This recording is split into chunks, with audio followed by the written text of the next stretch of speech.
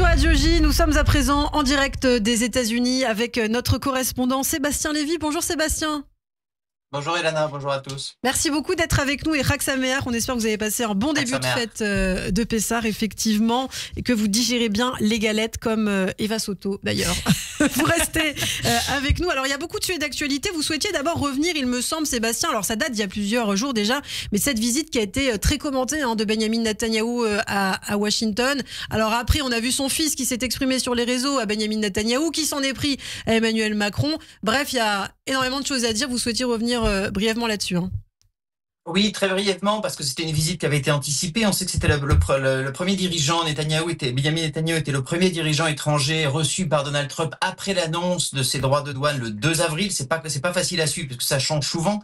Donc le 2 avril, droits de douane. Il convoque quasiment Benjamin Netanyahou pour finalement montrer au monde ce qu'il attend des autres dirigeants, c'est-à-dire quelqu'un qui vient annoncer, Netanyahou vient annoncer, écoutez, je vais réduire le déficit commercial avec les États-Unis, pour finalement ne rien obtenir, parce que les droits de douane envers Israël sont maintenus à 17% le 7 avril, et puis enfin le 9 avril, dans l'annonce des droits de douane, finalement ça redescend à 10%, comme pour tous les pays du monde. Ce qui a été aussi intéressant dans cette rencontre, qui ne s'est pas passé extrêmement bien pour Benjamin Netanyahou, au-delà des droits de douane, où en fait Trump s'est un petit peu servi Netanyahou pour montrer au monde ce qu'il attendait des autres dirigeants, c'est également, il y a eu aussi d'autres choses qui moi m'ont pas mal marqué. Il a quand même fait l'éloge de Erdogan, qui avait quand même souhaité la mort d'Israël quelques jours avant. Il a quand même annoncé, visiblement à la surprise de Benjamin Netanyahou, des négociations directes avec l'Iran. Donc tout ça montre qu'il y a vraiment un rapport quasiment de soumission de Benjamin Netanyahou envers Donald Trump, parce que si Biden ou Obama avaient fait la même chose que Trump, je pense qu'on aurait entendu énormément de cris d'orfraie, notamment de la part de la droite israélienne et du gouvernement, étant Trump et étant, je dirais, la peur qu'inspire Donald Trump et Benjamin Netanyahou, dont on a parlé à cette antenne. Il n'a pas osé, je dirais, dénoncer les propos de Donald Trump, qui ont été quand même assez dur finalement contre Israël, alors même s'il ne l'a pas présenté comme ça, mais c'était quand même assez dur. Alors on reviendra effectivement sur cette histoire des droits de douane d'ailleurs avec vous dans quelques instants. Par ailleurs, il y a cette information, cette attaque contre le gouverneur juif américain démocrate Josh Shapiro, apparemment un incendie criminel qui a visé son manoir. Est-ce qu'on est là face à une attaque, une agression antisémite vraisemblablement ? Alors on n'en sait rien. C'est vrai que Josh Shapiro est un gouverneur juif, très fier de sa judéité, très pro-Israël. D'ailleurs, certains ont dit qu'il n'avait pas été sélectionné par Kamala Harris pour être son colistier en 2024 pour justement ses positions pro-Israël. Et puis ce qui a marqué, c'est que quelques heures avant, il avait envoyé un message de Chag Sameach aux Juifs de Pennsylvanie et puis globalement à ses électeurs pour dire voilà, je fête Pessah en famille. Et on a vu, c'est vrai que l'image elle est terrible, parce que donc il y a eu un feu qui s'est déclaré à sa résidence et on a vu un bout de Haggadah en fait qui avait brûlé. C'est vrai que c'est une image qui a beaucoup marqué. C'est clairement un acte politique. En revanche, est-ce un acte antisémite? On ne le sait pas encore. Et c'est vrai que l'image était assez forte, ce qui montre en tous les cas, ce que ça montre, c'est le degré de nervosité, de tension. J'ai aussi exprimé, moi, ma crainte qu'on irait vers de la violence politique.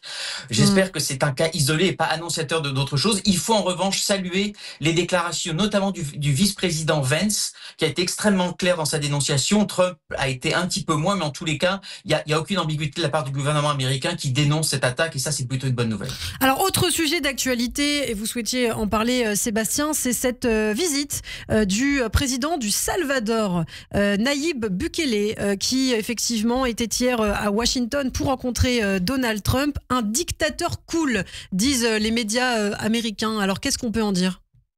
C'est très très étonnant en fait, c'est très étonnant et en même temps ça traduit la vision du monde de Donald Trump, qui est souvent plus à l'aise avec des dirigeants autocratiques que des dirigeants démocratiques. Et il y a en plus une histoire dans l'histoire entre les États-Unis et le Salvador, c'est qu'aujourd'hui, d'une certaine façon, Donald Trump sous-traite les expulsions de migrants illégaux. En fait, il les envoie non pas dans des prisons fédérales américaines avant d'être renvoyés chez eux, mais au Salvador, sans procès, sans règles de droit. Donc ces gens-là sont envoyés directement. tellement, et ça va tellement loin que Donald Trump a également dit, et c'est ça sur laquelle je voulais revenir, parce que ça traduit quand même une dérive autocratique assez préoccupante, il a quand même dit qu'il entendait également envoyer des criminels américains dans ces prisons de haute sécurité. On ne parle pas de Fleury-Mérogis, on parle de prisons extrêmement dures au Salvador, c'est extrêmement sévère, on n'est plus du tout dans l'état de droit, et d'ailleurs Bukele est extrêmement populaire dans son pays, parce que le Salvador était un des pays les plus criminogènes au monde, et il est un des moins aujourd'hui, donc il a fait effectivement le boulot, simplement sans complètement respecter l'état de droit. Mais c'est vrai que c'est étonnant de voir un président américain vanter les louanges de Bukele et de dire écoutez, si on peut faire la même chose, tant mieux, et aidez-moi à me débarrasser de mes propres criminels. C'est complètement inconstitutionnel. C'est quand même assez préoccupant sur la façon dont Trump finalement gère l'état de droit et veut protéger l'état de droit, ou en tout cas le respecter. En ce sens, c'est important. J'ajoute un point par rapport au Salvador. Vous avez un cas qui fait énormément de bruit ici parce que peut-être ça augure d'une crise constitutionnelle. Vous avez un résident légal américain, donc qui était là légalement. Il y a eu une erreur administrative. Il a été pris dans cette expulsion vers le Salvador. Il n'aurait pas dû l'être. La justice a dit, écoutez, vous devez maintenant ramener ce Salvadorien aux États-Unis. Et Trump a dit, écoutez, malheureusement, on peut pas. Maintenant, il est dans les mains des Salvadoriens. Ça n'est plus notre problème. Donc, d'une certaine façon, maintenant, il dit, c'est plus mon problème. Ça veut dire qu'on est dans une crise constitutionnelle soft, c'est-à-dire que la Cour suprême instruit à Trump de faire quelque chose, lui dire, écoutez, malheureusement, ça n'est plus ma juridiction, je ne le peux pas. On verra comment ça peut évoluer, mais beaucoup de gens disent que c'est peut-être le point aujourd'hui d'achoppement qui peut-être va mener les États-Unis vers une crise constitutionnelle. Donc c'est vraiment un sujet qui est extrêmement important. Alors Donald Trump, par ailleurs, qui publie des messages, qui fait des déclarations un petit peu contradictoires ces derniers jours. Vous parliez de droits de douane tout à l'heure. C'est vrai que c'est le gros dossier politique de la semaine. Tout au long de la semaine, il a fait des déclarations qu'on n'a pas forcément très bien comprises, Donald Trump, par rapport au monde extérieur, par rapport aux autres pays.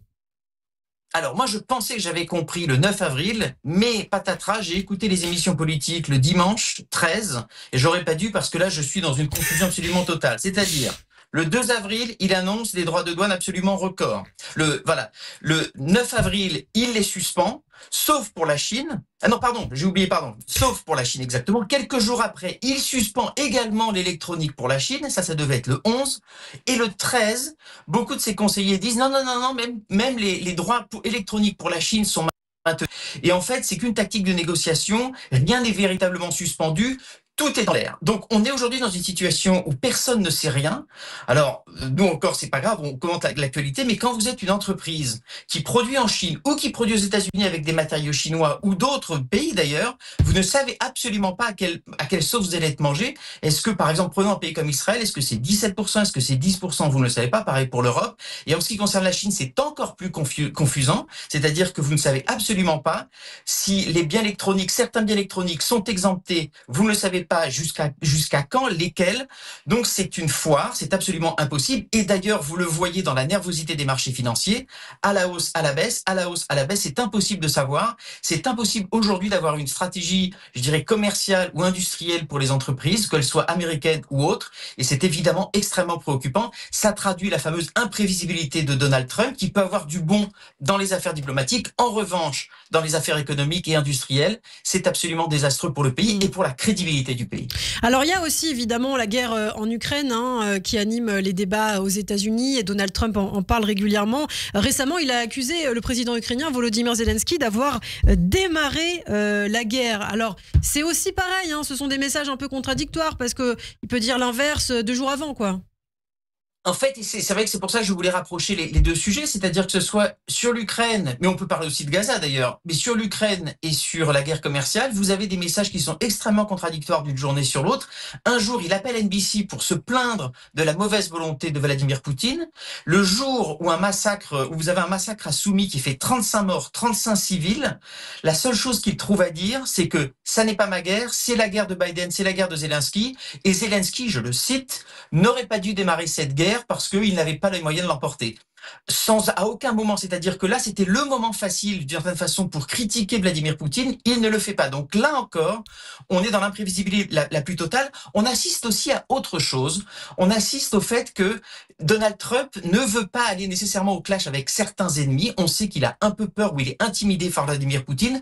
De la même façon avec Xi Jinping, c'est-à-dire il envoie des missiles et puis ensuite il revient en arrière en disant « Non mais c'est mon ami, je ne veux pas aller trop loin ». Donc vous avez là aussi pas mal de points communs. Eh bien, merci Merci beaucoup Sébastien Lévy pour ce point très complet de l'actualité politique aux États-Unis.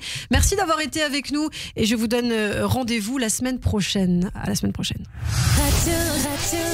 Le 6-9, Ilana Ferradi.